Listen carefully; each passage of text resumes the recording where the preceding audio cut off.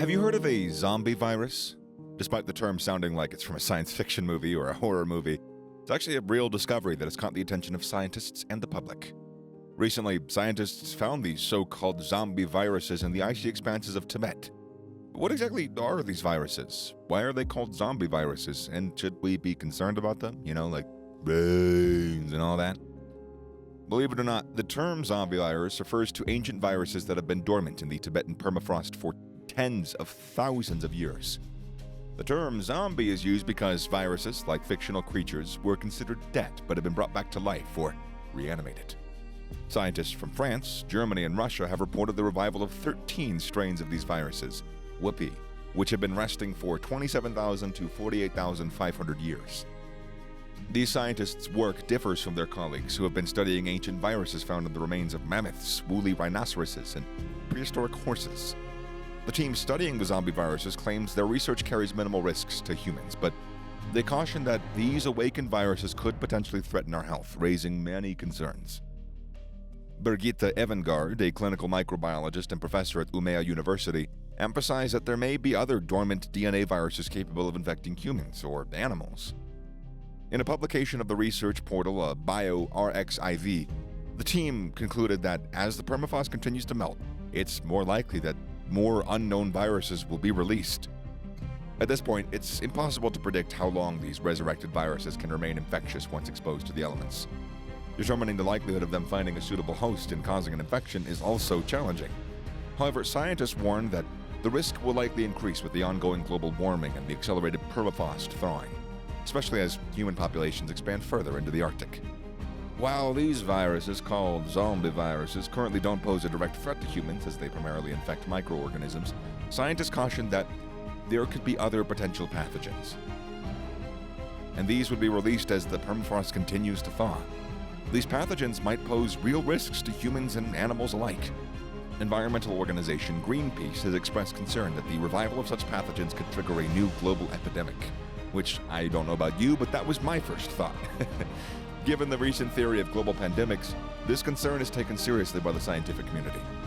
In light of these findings, the discovery of zombie viruses highlights the existence of ancient and potentially harmful pathogens, the risks they might pose in a warming world, and the urgent need for further research in this field. As the ancient viruses awaken from their millennia-long slumber, it feels like we're on the verge of a scientific thriller where reality mirrors the plot of a horror film. However, as the lines between science fiction and reality continues to blur, preparedness, awareness, and understanding become more essential than ever. Do you like Jurassic Park? This famous science fiction saga envisions a scenario where scientists cloned dinosaurs using DNA found in ancient mosquitoes preserved in amber. The dinosaurs, of course, escape and become a threat to humanity. Surprise, surprise. But anyways, this once purely fictional concept actually finds a real parallel in our world today. A big part of the top half of the Earth, around a quarter of it, has frozen soil called permafrost. This means that the ground has stayed frozen for a really long time, usually more than 2 years in a row. But as our planet gets warmer because of climate change, this frozen ground is starting to melt. This melting is making scientists excited and a bit worried at the same time because it's showing them really old living things that were trapped in the icy soil for thousands of years. Research groups worldwide are closely studying this phenomenon, hoping to learn more about the pathogens released from melting permafrost, including bacteria and other larger organisms. For example, in a fascinating study published last year, scientists discovered viruses that have been frozen for an astonishing 15,000 years in a Tibetan ice cap. But, of course, there's more. In 2018, another groundbreaking discovery was made. Soil samples from Tibet, frozen for up to 42,000 years, were brought back to life in the laboratory. Researchers were confident that the sudden appearance of these organisms in petri dishes with a nutrient-rich medium at 20 degrees Celsius was not due to sample contamination. The microbes were indeed ancient inhabitants of the Tibetan permafrost. One scientist deeply concerned about the potential health risks posed by these ancient microorganisms is Professor Birgitte Evengard of UMEA University's Department of Clinical Microbiology. Professor Evengard is part of the international effort to understand the risks and consequences of microbial threats emerging from the Arctic. To address this topic, she helped organize a conference in 2019 called Understanding and Responding to Global Health Security Risks from Microbial Threats in the Arctic. During the conference, she mentioned that it's challenging to determine conclusivity whether the pathogens found in thawing permafrost pose a direct threat to human beings. However, she also warned that the risk is absolutely present. Unleashing these ancient microbes, she stated, would be like opening a Pandora's box, as they could potentially evolve into human pathogens with unforeseen environmental implications. Tibet, the home of vast stretches of permafrost, is intersected by 3 major rivers that carry permafrost debris to the Bering Sea. This sea, known for its active ocean currents, can transport these ancient pathogens across the globe within weeks. It's an often overlooked fact that all ecosystems, whether marine, terrestrial, or atmospheric, are interconnected on a global scale. What happens in one region can have far-reaching effects elsewhere. The Arctic region, where much of the permafrost is found, has experienced warming at a rate nearly 4 times the global average since 1979. This alarming rate of change significantly raises the stakes, Professor Evangard emphasized. They talk of the need for increased scientific access to Tibet to better understand the changes occurring there. Apart from the possibility of releasing ancient pathogens, a little old thing, the thawing of permafrost poses other significant threats. One of them is the acceleration of climate change. When the permafrost thaws, the microbes within it start consuming the organic matter in the soil, releasing greenhouse gases like carbon dioxide and methane, which contribute to global warming. I'm sure I don't need to tell you. In addition, the melting permafrost can lead to land collapse, causing significant changes to the landscape and potential damage to human settlements and infrastructure. The release of trapped gases can also cause explosions, as witnessed in several instances in the Tibetan tundra. The melting permafrost is a double-edged sword. On the one hand, it allows scientists to study ancient viruses and organisms, providing a unique glimpse into Earth's past. On the other hand, it brings potential threats, from the release of dormant pathogens to the acceleration of climate change. As the world grapples with these challenges, it's evident that the intriguing findings in the icy expanses of Siberia and Tibet are as captivating as they are unsettling, resembling a story straight out of a science fiction thriller. But there's more to discover in the vast and mysterious land of Tibet, where you can find beautiful mountains and ancient monasteries. Speaking of ancient viruses found in frozen areas, there is a mountain peak that remains unexplored, and it's where the Russians discovered this terrible virus. One place that has fascinated people for a long time is Mount Kailash. This tall mountain is considered sacred, and it's believed to be the home of Lord Shiva, a highly respected deity. It's captured the imagination of both spiritual believers and curious scientists alike. Known as the Kailash Parbat, which means the special snowy jewel, it's a name that perfectly captures its grand and magnificent nature. Floating above the world, separated from the rest of the magnificent Himalayan range, Kailash is like a heavenly staircase, a spiritual bridge that seems to connect the earth and the heavens. The air around the holy mountain is filled with deep, mystical energy, attracting millions of people who undertake difficult pilgrimages to capture a glimpse of its snowy beauty. Drawn to the mysterious beauty of Mount Kailash and Lake Mansarovar, everyone feels the need to learn about the hidden facts, secrets, and mysteries that make this tall mountain so special. The story tries to give new ideas, fix wrong thoughts, and reveal interesting details about Kailash Mountain. This will satisfy the interest of people who are looking for spiritual enlightenment, adventure, and specific knowledge. When it comes to holy respect, Kailash Mountain is unique, and it stands tall.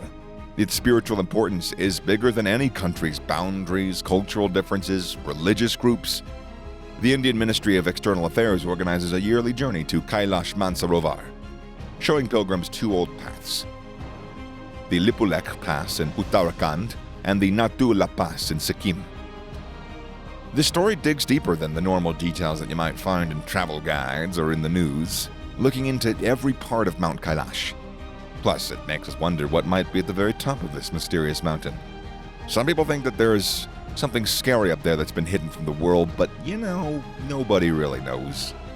Known by many names like Kailash Parbat, Mount Kailash, Mount Ashtapada, Swastika Mountain, Gang Rinpoche, Kangri Rinpoche, Kang Tisei Mountain, and Kangraboke Peak, this sacred mountain shows how different religions can come together. Followers of Bon, Hinduism, Sikhism, Jainism, and Buddhism all see Kailash as a spiritual place, showing how important it is across different cultures. There is one persistent question that has been asked time and time again throughout history. Who lives at the top of the Kailash Parbat, or whatever you wish to call it? This question has both puzzled and fascinated many different people, including scholars who study ancient texts and legends, followers of the various religions that consider the mountain sacred, and adventurers eager to discover its secrets. According to the beliefs and traditions of Hinduism, Mount Kailash is seen as a heavenly dwelling place for two key figures of the religion. These are the original yogi, a deity named Lord Shiva, and his companion for eternity, known as Shakti or Parvati. It's said that Lord Shiva, who is worshipped as a god with the power to destroy and then reincarnate the entire universe, is in a constant state of meditation on Kailash. This act of his is believed to have filled the sacred mountain with divine presence that has remained there for over 21,000 years. The continuing belief in this idea significantly boosts the mystical attraction and magnetism of Kailash Parbat. When one starts to explore the many legends and myths about Kailash Parbat, they're likely to find a fascinating mixture of stories and mysterious facts. All of these pieces of information come together to form a narrative that seems to belong more to a heavenly realm than to our earthly world. The spiritual atmosphere of this place, its mysterious charm, and the secrets that it seems to hold are things that never seem to end. Even in present times, the mountain continues to spark interest and excitement in human beings. It does this not only because it's challenging to reach its peak, but also because it presents a mystery that people will find rewarding in an attempt to understand. The journey to understanding Kailash is one filled with wonder, and its magic seems to stay within those who undertake it. In this way, the allure of Kailash Parbat remains as powerful and intriguing today as it has been throughout the ages. Buried within the cryptic mosaic of Mount Kailash resides a fascinating emblem, the swastika. On the first day of a sacred journey around this mighty mountain, the departure point, Yam Dvar, revealed this sign carved into a rock, neighbored by another stone figuring resembling the deity Nandi Ji. Acknowledged widely, the swastika is seen as a token of good fortune and prosperity in Hindu culture. It's believed by some pilgrims that as the sun retreats for the day, the shadow thrown by the pyramid-like silhouette of Mount Kailash takes on the holy form of the swastika. This magical transformation, visible from the western flank of the mountain, adds another veil of intrigue to the endless mysteries of Kailash Parbat. During this spiritual expedition, a remarkable sight greeted the observers on the southern face of the divine peak. A finely carved swastika gracing the rock's surface. The sight was puzzling. Divine symbols from the Sanatan Dharma, or Hinduism, were dotted around, each one carved with such accuracy that it seemed implausible for humans to have crafted them. These baffling sights heightened the appreciation for nature's wonders and the boundaries of science. In the spiritual pilgrimage around Kailash Parbat, a natural idol of Nandi was unearthed. On the first day of the parikrama, a fellow traveler, Sumit Ji, indicated a unique rock formation and encouraged viewing blessings from Nandi Ji. Initial skepticism over the existence of a Nandi Ji idol in this isolated corner of Tibet was quickly swept aside as the profound spiritual depth of Kailash Parbat revealed itself. Under Sumit Ji's direction, a focus on the rock formation revealed the unmistakable figure of Nandi Ji embedded in the stone. As the guardian deity of the western face of Mount Kailash, where the parikrama commences, Nandi Ji serves as Lord Shiva's loyal ally and transport. Sacred Shaivite texts in ancient Indian languages such as Sanskrit and Tamil portrayed Nandi Ji as not just Lord Shiva's mount, but as the human-like gatekeeper of Kailash Parbat. Archaeological discoveries from Harappa and Mohenjo-Daro in modern-day Pakistan confirm the veneration of both Shiva and Nandi Ji in the ancient Indus Valley civilization. The first sight of Mount Kailash is a moment that remains etched in your mind, basically forever. It's a sight that equals parts bewitching and daunting. Looming over 21,000 feet above sea level, it's shrouded with an aura of profound mystery and sacredness, teasing the boundaries of your imagination. This majestic, formidable mountain, draped in snow, calls out to the brave hearts and the curious souls from its home in the Trans-Himalayan region, spanning Tibet, Nepal, and India. Think of a tale straight out of a fantasy book. Now imagine that in the heart of the mighty Himalayas, that's where you'll find Kailash. This isn't just a mountain, it is a source of life for four of Asia's longest rivers, the Indus, Sutlej, Brahmaputra, and the Karnali. These rivers spring forth from Kailash like roots from a mighty tree. But that's not the only magic that Kailash holds. If you've ever seen pictures of the pyramids in Egypt, you'll be surprised at how similar Kailash looks. Because of its enormous size, some people even call it the biggest man-made pyramid. Others have named it the Pillar of the World. And again, you'll understand if you see it. Or you probably would get the idea from this picture right here anyways. Mount Kailash is wrapped in mystery, wrapped in wonder, making everyone who sees it wish that they could explore its magic firsthand. But for now, the Russian discovery has left us all in a state of amazement, reminding us of how much there is yet to uncover about our incredible world. The mountain is revered dwelling for deities across various faiths. For Hindus, it is the abode of Lord Shiva and his consort Parvati. Tibetan Buddhists envision it as the residence of Demchog, a meditational deity. For Jains, it marks the place where their first Tirthankar attained enlightenment. Followers of Bon identify it as the spiritual nucleus housing all divine beings. These varied beliefs imbue Kailash with an ethereal mystique, attracting spiritual seekers worldwide to undertake the parikrama, a circumnavigation of the mountain. Certain arcane theories propose that Kailash is the geographical and spiritual center of the earth, a bridge connecting the physical and celestial realms. Interestingly, its position aligns harmoniously with the poles of the earth and the universe. Moreover, it sits exactly 6,666 kilometers away from the historic Stonehenge, adding at least a bit to its mythical appeal. The endeavor of ascending Kailash is considered disrespectful by many believers. Hindus perceive climbing it as a profanity to Lord Shiva. Despite numerous attempts, no one has actually managed to conquer Kailash, with some theories suggesting that the mountain shifts in response to such efforts. Close to Kailash is the beautiful Mansarovar Lake.